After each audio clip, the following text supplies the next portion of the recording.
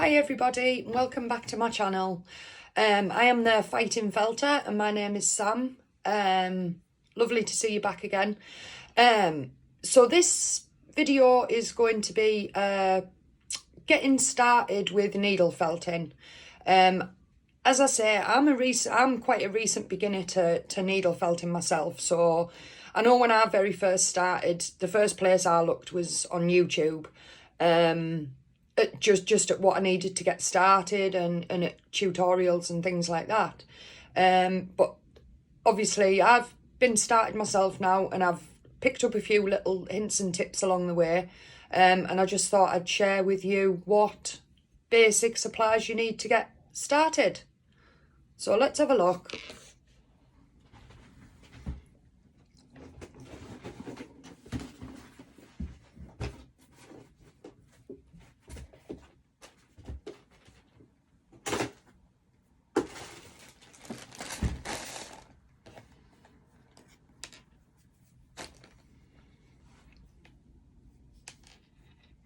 So we'll just have a little look at the different types of wools that you can use to get started.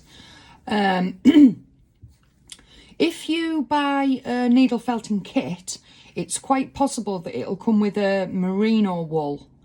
Now, as a beginner, I found it was quite difficult to work with merino. It seemed to take a long time and I didn't seem to be getting it anywhere very fast. Advice from people on YouTube was to start with some carded wool, some core wool. So this, basically, I'll tell you where I've bought my supplies from. Obviously, there are hundreds of other suppliers out there. This is just in case you were wanting to try the same wools that I've used. So this core wool is from Barvette. I'm not sure if you've heard of them. They make wool duvets. We actually have one and really, really lovely and toasty in the winter and keep you cooler in the summer. Anyway, so this is the Barvette wool. I think you got a kilogram for £12. So I got a huge bag of this wool. And like I say, this to me is ideal. I haven't had any issues using this type of wool at all. But that's your basic core wool. Then we've got this is actually from the Makers with 2 S's. I'm not sure if you've seen their channels, absolutely fantastic needle felting, felt alongs and lives, tutorials, things like that. Anyway, this is their lanolin rich core wool. And it really does, you can really feel the lanolin that's still left in this wool. I find when you've been felting with this wool, your hands are left quite soft on the night, which I guess is from all the lanolin that is still in the wool. Again, this is really easy to felt, and this kind of even sticks to itself. So, you know, you've got a bit of a good head start there, really. And then you've got your carded slivers. And they are basically just long pieces of carded wool, like you said, like with the core wool. You can see all the fibres are knotted, mixed up and messed up. Whereas in this, even though the fibres are messed, it comes in long pieces. So if you were wrapping wire to make animals or creatures, people, anything like that, that's probably your best to get wrapped round wire.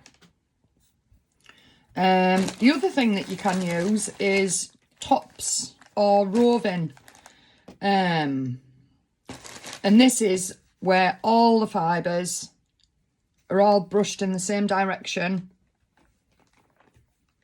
and they're quite long fibres. You can felt with this and you can start felting with this.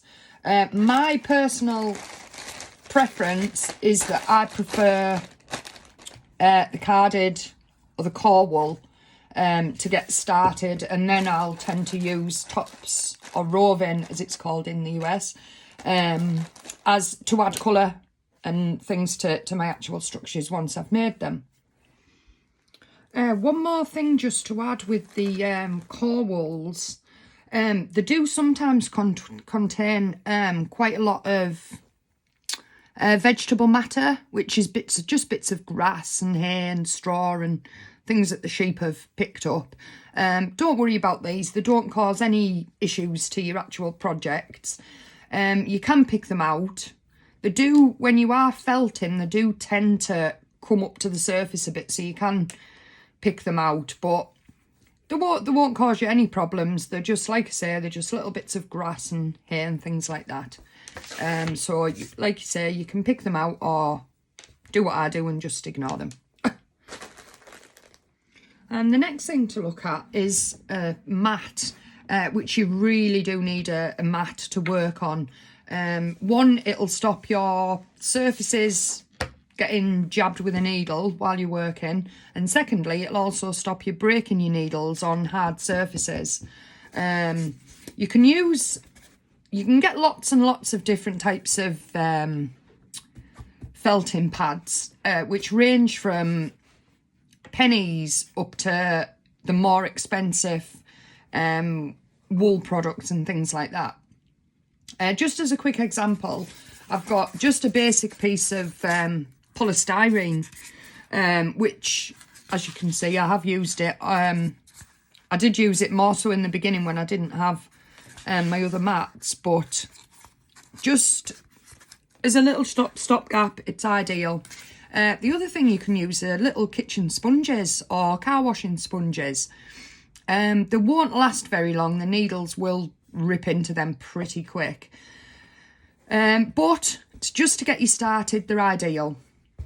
The other thing is you can get foam mats. Now, I've actually covered this one with some fabric myself. But you can see it's just a basic foam mat that actually came with a needle felting kit that I bought. And all I've done is I've just covered it. I haven't even stitched it. I've literally just pinned it in place. Just so it makes the sponge, gives the sponge a bit longer lifespan, really. And you can see there it doesn't really damage the fabric, but it just keeps the sponge from breaking up too much. And then this one is actually one I made myself. I made it with wool, so it's kind of felted. I have actually, again, just put a cover on it. This is the underside. The actual top of it has got colours on. But again, I've just put the fabric on just to try and give it a bit longer of a life, really. And that was easily made. I'll do a tutorial on how to make these mats, because they are, if you've got some wool handy, they are so easy to make, and this is ideal. I can needle felt 2D on here and do my 3D sculptures. I sometimes find on the sponges, if you're doing 2D pictures, they're sometimes a little bit squishy, so I find this just gives a little bit more, and obviously the more you use this, the more it will just felt itself together. So yeah, like I say, you can use just basic sponges, or, you know, there are many really nice mats that you can buy online as well. The other thing to consider is, depending on whether you're planning on doing 3D or 2D needle felting. Like I said, you can 2D felt onto the mats that I've already shown you. But one other option, if you're planning on doing quite a bit of 2D felting, is the actual felting brushes. Now, these are no good really for your 3D sculptures, because you find it tends to pull the fibres out as you're turning and moving and things. But if you want to do pictures and things like that, these are absolutely ideal. And again, you can find these pretty cheap. I'll put a link as well for where I bought this one from in the description. So let's have a little look at the needles. When I very first started and purchased my first pack of needles, I did just go on Google and typed in needle felting needles. And it didn't come up with any specific brand. There were just generic needles. When they arrived, there was 3 different sizes. There was a coarse one, a fine one, and a medium. But there was no way of identifying them on the actual needle, so I had to figure it out myself, and then I've put little tags on now myself, so I know to keep a track. But they are pennies to buy, really. You can pick them up for next to nothing. Since then, I have discovered colour-coded needles. These set of needles are actually by fuzzywuzzy.co.uk. I'll put a link in the description. And basically you get 8 different types of needles, and you get 2 of each. And they range from your very coarse needles right up to your very fine needles. I won't go into too much detail about what all the different needles do, because this is just getting started, looking at the basics.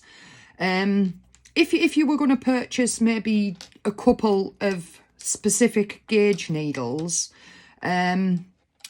you would maybe be advised to get something, maybe a coarse one, maybe a star or a spiral for in between, and then a fine one to finish off your work.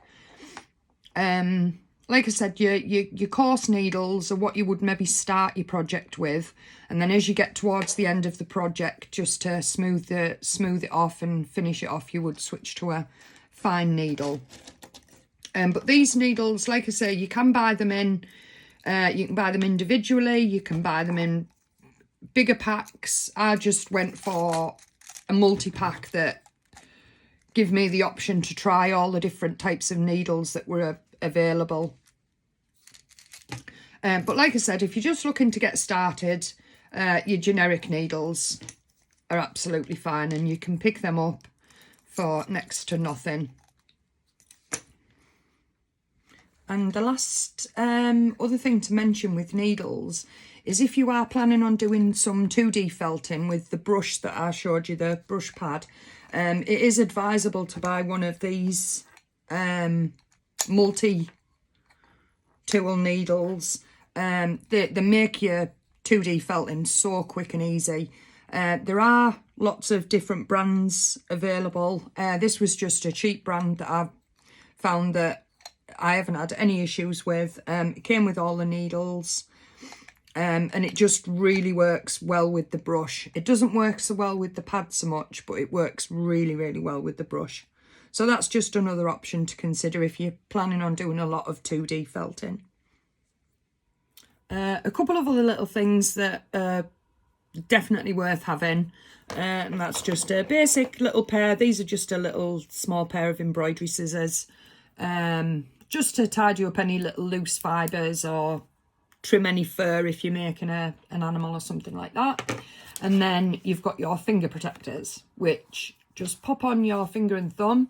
And if you're holding a piece of, you're working with something quite small, you can just hold it with these, and it just saves getting your fingers stabbed, because you will stab yourself and it will bleed and it will hurt. But it does ease off, and but if you're working close, my advice is get yourself a set of these. Like I say, these are only, I think these were $1.25. You can literally get them for next to nothing.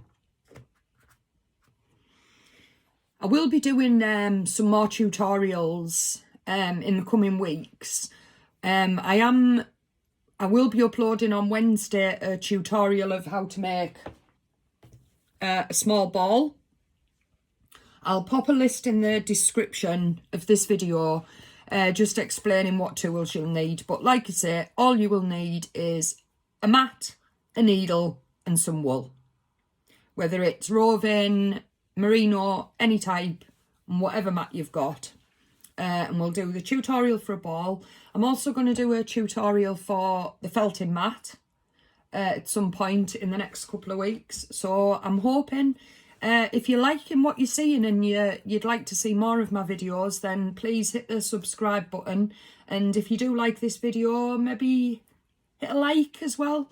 And if you don't want to miss out on any videos that I will be releasing, if you just hit the bell icon, and that'll give you a little reminder. So that is literally all you need to get started needle felting. A mat, a bit of wool and a needle, and then you're ready to go. And then you can create lots of different things. You can create little 3D pieces. It's just a little pumpkin and a ball. Or you can make 2D pictures. As you can see, this is a card, but you can make wall hangings, pictures, all sorts in 2D. So you've got lots of options and lots of ideas. So anyway, that's the end of this video. Thank you for taking the time to watch this video. If you do want to subscribe and press the like button, it'd be much appreciated. And I will see you in my next video. Take care. Bye.